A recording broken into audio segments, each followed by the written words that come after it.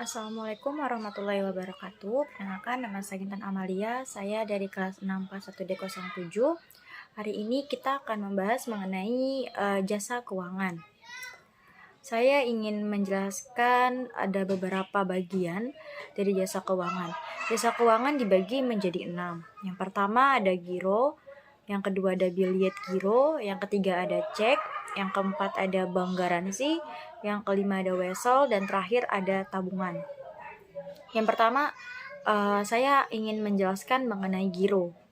Giro adalah simpanan pihak ketiga kepada bank yang penarikannya dapat dilakukan dengan mempergunakan cek, kartu ATM, surat perintah pembayaran, dan lainnya, atau dengan cara pemindah bukuan antara lain biliet giro. Simpanan pihak ketiga tersebut ditata usahakan oleh bank dalam rekening giro atau current account. Selanjutnya, giro, pemilik rekening giro disebut dengan giran.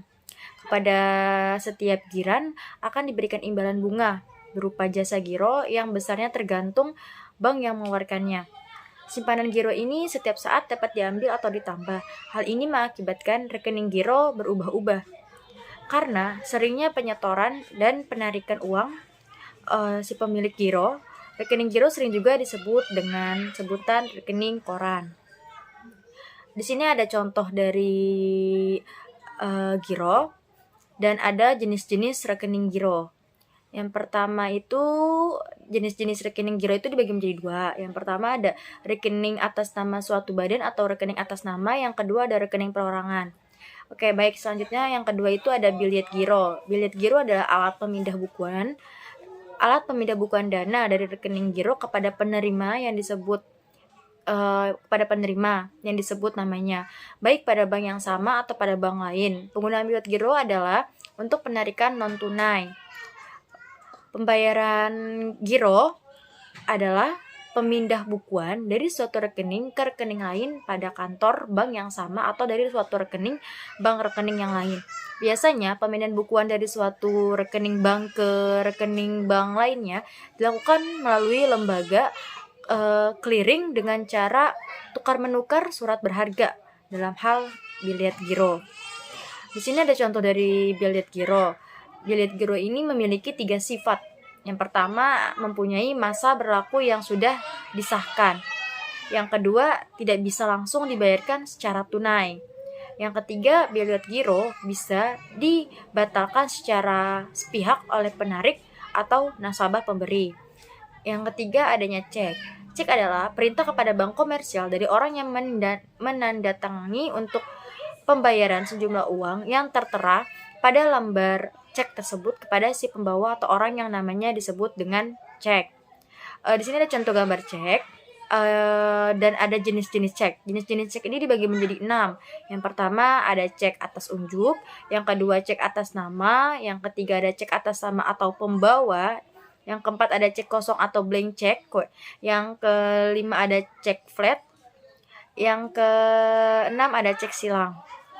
Baik, selanjutnya bank garansi. Yang keempat, bank garansi jasa baik berupa jaminan pembayaran sejumlah tertentu uang yang diberikan kepada pihak yang menerima jaminan hanya apabila pihak yang dijamin melakukan cedera janji.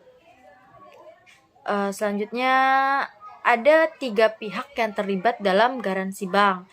Yang pertama, bank sebagai pihak yang memberi jaminan disebut penjamin. Yang kedua, nasabah sebagai pihak yang dijamin disebut terjamin. Yang ketiga, pihak ketiga yang menerima jaminan disebut penerima jaminan. Selanjutnya di sini ada gedung bank garansi. Di sini ada jenis-jenis bank garansi dibagi menjadi 2. Yang pertama ada jenis bank garansi berdasarkan bentuknya dan ada jenis bank garansi berdasarkan kegunaannya. Yang kelima ada wesel. Wesel adalah perintah tertulis yang tak bersyarat dari penarik kepada seseorang untuk membayar sejumlah uang kepada penarik atau kepada order dari penarik pada waktu diperlihatkan wesel itu atau pada tanggal yang ditentukan. Wesel sering juga disebut demand draft atau bill of exchange atau disebut disingkat menjadi bill atau exchange.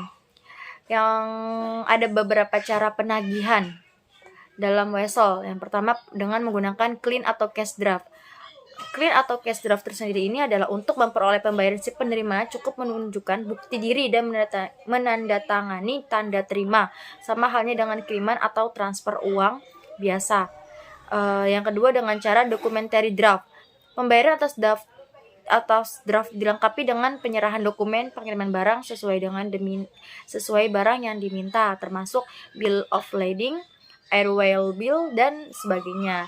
Yang keenam ada tabungan. Tabungan adalah simpanan dari pihak ketiga kepada bank yang penarikannya hanya dapat dilakukan menurut syarat-syarat tertentu. Tabungan merupakan simpanan masyarakat yang biasanya masih dapat dikatakan murah sejak dikeluarkannya Paket 27 Oktober 1988 atau Pakto 27.